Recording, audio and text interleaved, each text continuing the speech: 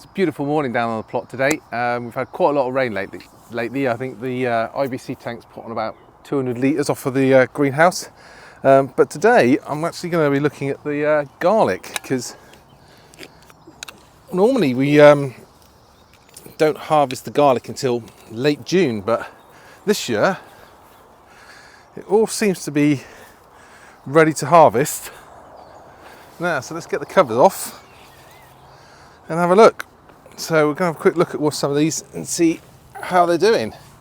So as you can see, the bottom leaves here are starting to go brown, which is a good sign that actually they're ready to go. And I want to get these up really, because it's been quite wet recently, and I don't want them to, if they're not growing anymore, I don't want them to actually rot in the ground. So we're going to bring these up, a couple of these up, and see how they're looking. So they are looking mighty fine and nice and swollen.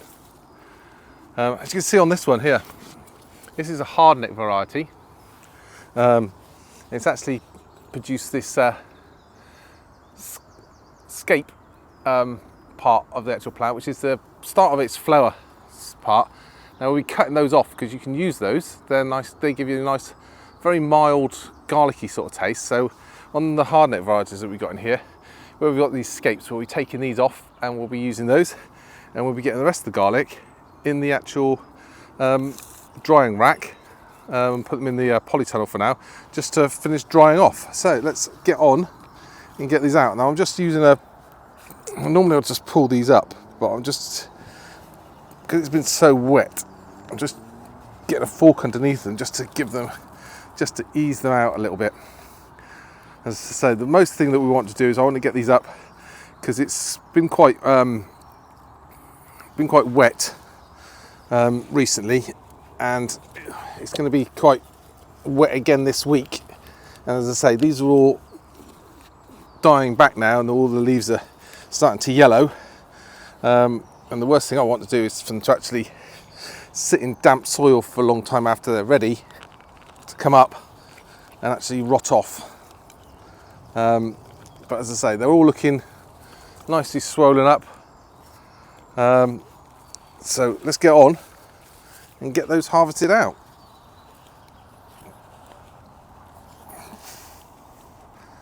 Just trying to get the worst of the soil off before we put them in for drying off.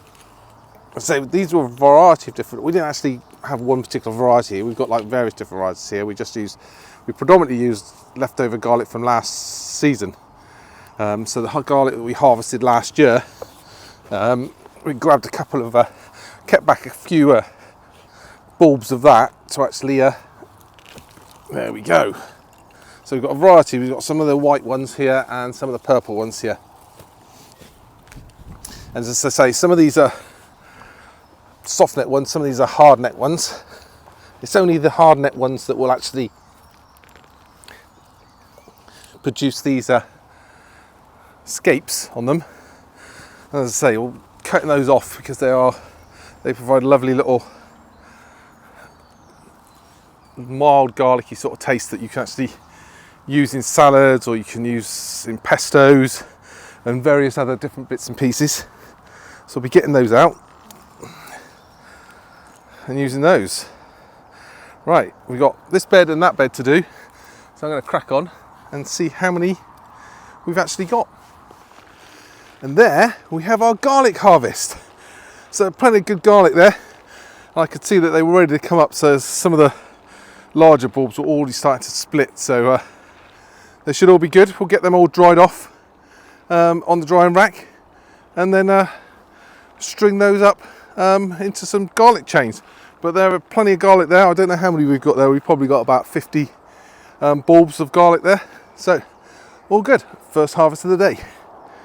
So that means we've now got about 3/4 of a bed, a little bit of a bed here, and then a little bit of a bed over there to actually plant up and get some new stuff in. So I'm just gonna use my little hand rotavator thing just to break up some of the clumpy bits in here. While we're doing this, I'll have a quick review of this little tool. It's the Wolfgarten sort of hand rotavator, and it's got like a rotivating bit on here. Let me come closer. So it's got a little rotivating bit here, and then like a little choppy bit there, which means that you can like sort of push it across. It'll take the top of the seeds off, top of the weeds off, and give the soil a bit of a rotivate. Now, is it any good? I think it's a good tool as long as you use it for the right reasons.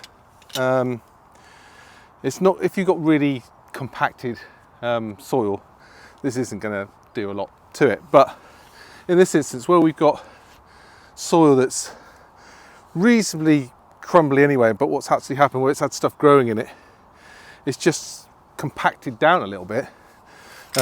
It's quite good. You can actually get quite a bit of effort on here. You can obviously get a longer handle on this, because these are these tools where they just clip onto the different size handles. I like to be down close to the soil, but you can get the longer handle on it.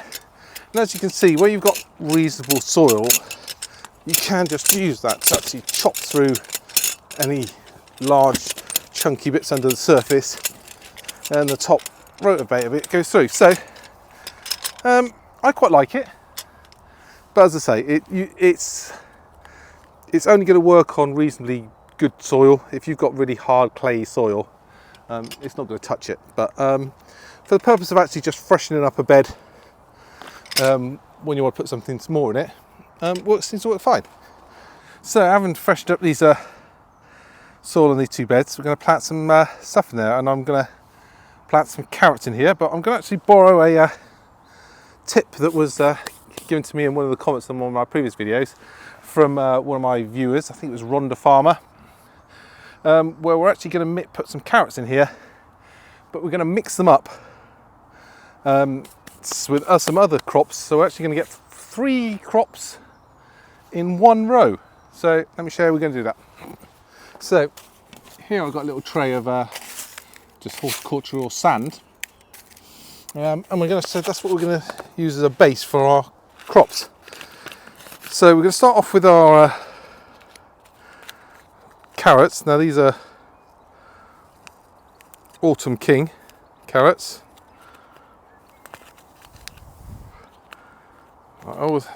Let's just rip the top off our packet because it's okay. So these are Autumn King carrots. So just going to get out what is approximately about 3 rows of carrots. That's probably enough. Just going to sprinkle those all in, and that's the, if you like, the crop that's going to be there for a long time. Then what we're going to be putting in there, oh, I thought they'd be in a packet. Just got chive seeds everywhere now. I was looking for one of those little silver foil packets in there. I wasn't expecting them to be straight in the packet. It's alright, doesn't hurt. They're all going in there anyway. There we go, save those for next lot. We're just going to put some slightly different carrots in one of the other beds. So that's some chives. The idea of the chives is that they'll grow up and they'll sort of stop the carrot root fly being attracted to the carrots. And then we're going to put some Hellstone radish in there as well. So a combination of those things. Let's get those out of the way so they get blown about. So the idea is that we're actually going to be, the radish will grow and mature in about 3 to 4 weeks. Then the chives and the carrots will carry on going through, and we're just going to mix all that up in amongst the sand and try and get as even a distribution of seeds as we possibly can. And then let's take that over to the bed. So I'm going to start over here, just a little bit away from those cabbages, just create a little furrow in the ground there. Let's just dig that bit out and smash it up a bit, because it's a bit compacted down there with the rain. Isn't that the best soil breaker and rotavator in the world? It's just your hands.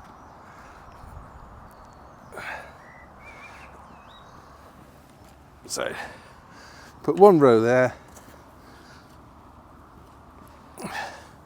We'll put another row in there. We don't want to put them too close together because we want some decent sized carrots coming out of that. Again, there's the edge of the bed, bit of chunky soil there.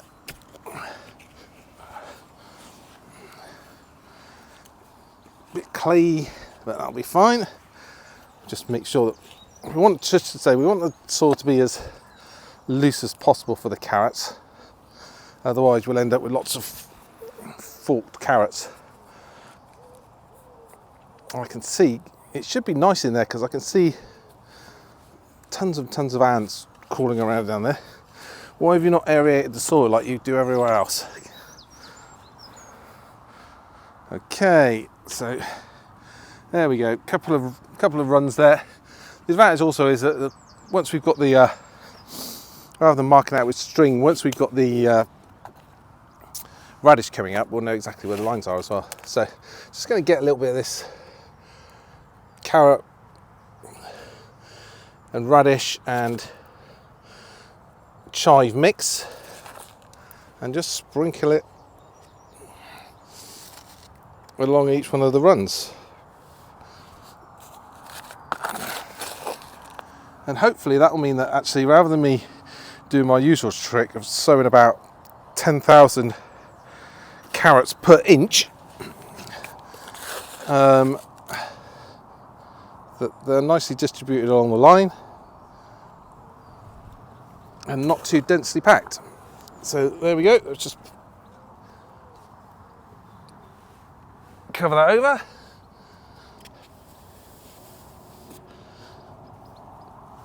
So big thanks to Rhonda Farm for suggesting this. I have seen people do it before, but it's one of those things, until someone mentions it to you, you don't really think about it.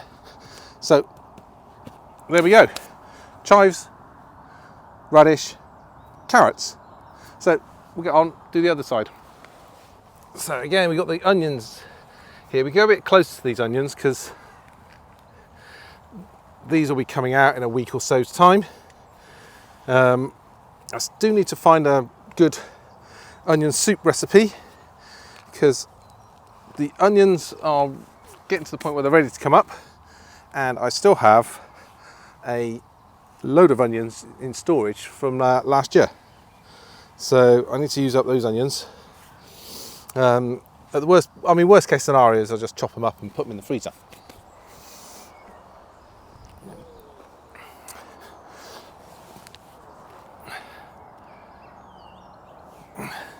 But the onions are, these are here, down here, these are shallots. Let me just show you the onions. These are the monster onions down in here. And they've done really, really well. So they're like sort of getting to the point now where we're going to be harvesting those off. The red onions down at the far end, so these are the red onions down at the far end. Now these are all done from set. And those ones aren't quite as good. Red onions seem to be more prone to bolting and producing flowers, and then not producing any decent bulbs. And the bulbs are sort of smaller. Or even though we've been cutting off the flower heads, they're still not anywhere near as good as the white onions. Now we have got some more red onions down at the bottom of the plot by the apple tree that we put in spring. All of these bulbs are in this bed here that we've got. We all were planted in autumn. But what we might do is, it's a couple of years running now that we've been fine with white onions, but the red onions have always bolted doing them from sets. And that is a risk when you do use onion sets as opposed to seed, is the fact that they will bolt more easily, meaning you don't get the big onions that you want. So I think now we've got the greenhouse, next year we will probably end up doing those ones from seed, putting some seed in the late winter in the greenhouse, and then grow the red onions from seed rather than using sets. Because as I say, the red onions do seem more prone to bolting than the white onions. And I'm guessing that by the time we get to next year, if we've already got onions that we haven't used from last year and we've got those massive onions from this year, we're not going to be short of onions. I just tend to keep the onions in a sort of crate in the garage in the dark. Some of the onions that are in there now are just starting to show signs of trying to shoot and grow again. So we're just sorting through those, but we've still got plenty of onions. So that's quite a success really, because that means we've like sort of had onions that have been stored for a full 12 months. So can't complain. So that means by the time we've used up the ones that we've got in storage, we've actually got the next lot coming through. So again, we're just going to sprinkle this in along here.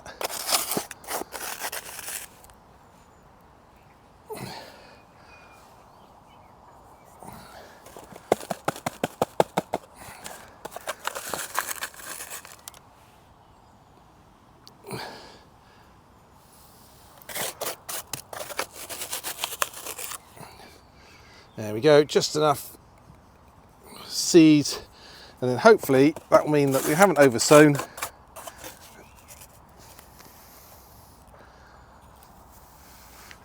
So I'm going to go and mix up a little bit more, because I want to put in some, as well as the Autumn King ones, I'm going to want to put some tender sweet ones in there as well. So for my own reference, this is for my own reference, because I watch my own videos back to see what I've planted where, because I'm never bother putting the labels in. Autumn King, these ones tender sweet. So that's all those sewn up, just a matter of covering that back up, and that's all ready to go. So a few more carrots in. As I say, this plot is, or this allotment site is notorious for not being very good at growing carrots. That's not because of the soil, that's because the wildlife just come and dig them up. So hopefully we'll, if we keep the netting over the top of this bed to keep the carrot root fly off, that will also keep everything else off as well. Now we did make my own mistake last year, and the mistake I made last year was that I had a bed of carrots with this meshing over it, and there was some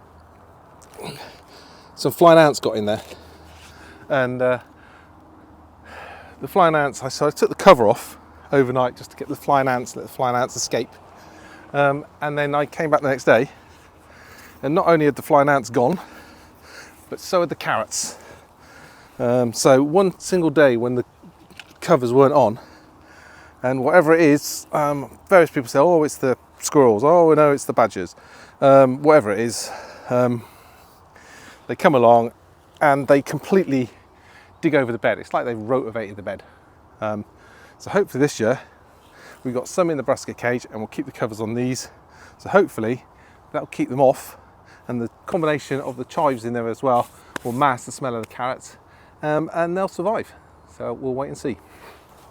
There's a few little jobs to do in the small polytunnel, which is like the cucumber house. Now they're all growing up quite strong. We'll just need tightening around a little bit. See, there's a big thistle thing growing in the back there, so hoik that out.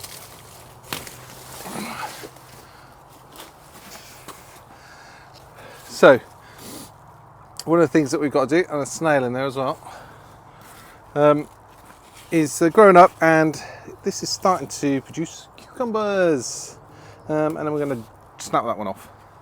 Now what we're doing is, any flowers or baby cucumbers that start appearing lower down on the plant here, we're just taking off,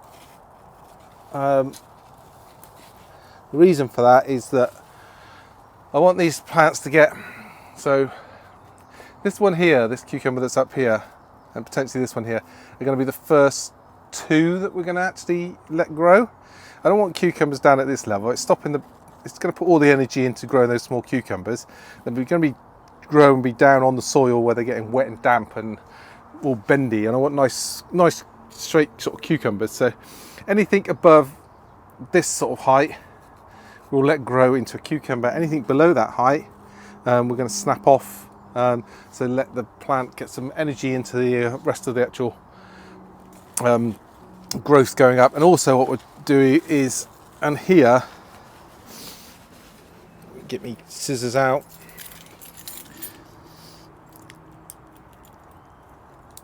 this is the main shoot that's going up here. This is a side shoot that's got quite vigorous. Just going to take that one off. It's using up energy for the plant going up. We want these plants to grow sort of 5 or 6 foot, or 4 to 5 feet tall, and produce fruits along the actual line. We don't want it to spread wide. So one of the things we're going to be doing is just taking off cucumbers, just to have a tendency to actually send out loads and loads of side shoots further down.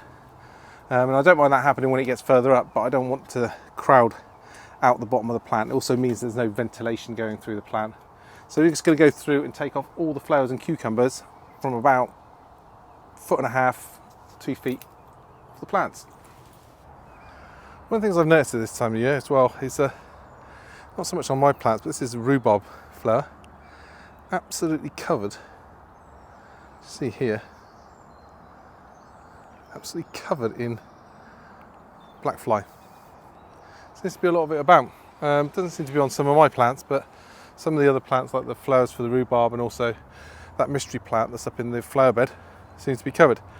Mange two. Mange two.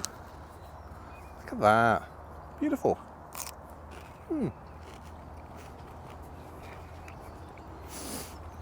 So we're on our way to the large polytunnel. Have a look in here. See how we're doing. So in the large polytunnel now, and we've got fruit. Got some little tomatoes there, little tomatoes there. Going to see which one of these tomato plants is going to be the first to give us a nice red tomato. And the loofah plants go in great storm, so we may get a loofah, a Bath loofah this year. We shall wait and see. What we've been doing in here is, on the tomato plants, is I've been taking off, basically, again like we do with cucumbers, I've taken off all the sets of leaves down at the bottom here, and then just so that that means that it's just nice light and airy. It means it's easier to get into water and to feed them, and also it just means there's a lot of airflow up through. And to be honest, when it comes to plants like this, the most of the photosynthesis and everything else is happening in the top third of the plant. Most of the stuff down here is actually not doing a lot of work for the plant anymore, and actually it's better off taking it off, so that actually encourages it to actually take all the nutrients up into the top part of the plant. We'll also start, as the fruit starts to grow, we'll also take some of these leaf nodes lower down, and we'll just take those off and take the actual end parts of that off, because we don't need to once the actual plants are up and vigorous and growing and they've got a lot of growth on the top, it just improves the airflow. It means you actually get more tomatoes ripening nicer than if chances are if you get really damp cold weather and it's all clogged up in here and the airflow doesn't get through. It really can promote sort of fungal diseases and things like blight later on in the season. So it's better off to keep them nicely maintained now and take off those lower leaves. But we are not far off, I don't think. I mean, these ones are quite light green over here, so this is Crimson Crush, so I'm expecting them to get a little bit bigger. Down here we've got Cocktail Crush, which is also starting to fruit. Looking around, we've got plenty of flowers on all the other ones, and if you look around here, the grapevine, reaching for the sky still, reaching for the sky. It's up there, reaching for the sky. So have to start training that along one of those lines soon. Apart from that, everything is looking good in the polytunnel, including all the peppers that are over there. So I'm going to go and get a bucket and actually give these their weekly tomato food feed. And the worms have also been doing well because we've got about 4 or 5 containers of like sort of worm liquid, and the rest of the plot is looking all pretty good. These are all there's lettuce heads that we put in the other day. They're all coming up fine. Our mustards that we put in the other day, and our lettuce. No sign of the Lola Blonda, but actually when we did that in the polytunnel, that took absolutely ages to germinate. So I'm not expecting to see that for a little while. Seems strange that the Lola Rossa works really quickly and the Lola Blonda takes forever. And going into the actual greenhouse, now this is predominantly, these are our little kales, which we'll be putting out shortly. Still got a few leftover tomato plants down here, but now this is the pepper plant. So these are all the ones that we actually looked after, and then we decided that some of these ones that are looking a little bit more poorly were old ones that we left not potted up, and there were spares, but we thought we might as well pot them up. But in actual fact, because they've been under more stress, as you can see, because the bottom leaves are dropping off where they were drying out and stuff like that, because they've been under more stress than these other ones, they've actually started producing, these rainbow ones actually started producing some chili peppers. So whereas the other ones, which have been more tender and looked after, obviously a lot bushier, but they're not as far on in their actual flower and pepper production as these ones, which actually was quite stressed and quite dried out, and therefore they've accelerated their production to make sure they get some fruit out and some seeds out before they actually die off. Now let's take a quick look at the potatoes. Varying degrees of success here. So these really lovely ones here are the single seed potato ones. They seem to have coped with that frost and everything else really nicely, and they're doing very well. And I think out of the 9 bits that we planted out, I think 1 just hasn't come to anything. 2 are still smaller than the others, so that leaves us another, I think, 6 that are really big full plants. All these over here are some earlies and second earlies, and they are still struggling to recover really. There's plenty of moisture in there and everything else, but they got knocked back by that frost and they've never really recovered that well. So be interested to see come harvest time, which incidentally for things like Charlotte potatoes, I'd expect to be sort of getting to the point where we're almost harvesting those, but as you can see, they're all tiny. They look like, rather than 2 weeks behind, they look about a month behind where they should be. So we shall see how those turn out, but I'm guessing that may be not a great crop. But potatoes are potatoes, aren't they? Well, shall see how we go, and hopefully from the single seed potatoes, it looks like we might get some quite good ones. Incidentally, the main crop ones down at the bottom are doing somewhere in between this and this. So they're not quite as lush and lovely as these ones, but they are still quite tall, and so we should get some main crop potatoes. But I think generally I'm not expecting masses of potatoes or big potatoes from the first and second earlies. But we shall see when we come to do the potato reveals later on in the year. And at the moment we're looking at the keeping an eye on the broccolis and stuff like that. Some of those broccolis are nearly ready for picking some of the heads off them. So some of the ones that have got a more tenderette type sort of broccoli, where they're it's small, not rather than big sort of heads. They're like a lot smaller stalks and heads. So some of those will be coming off soon. And everything else is looking great. So I'm going to get on and sort that garlic out and lay that out somewhere so it can dry off properly, and I will catch you again next time round. Cheerio.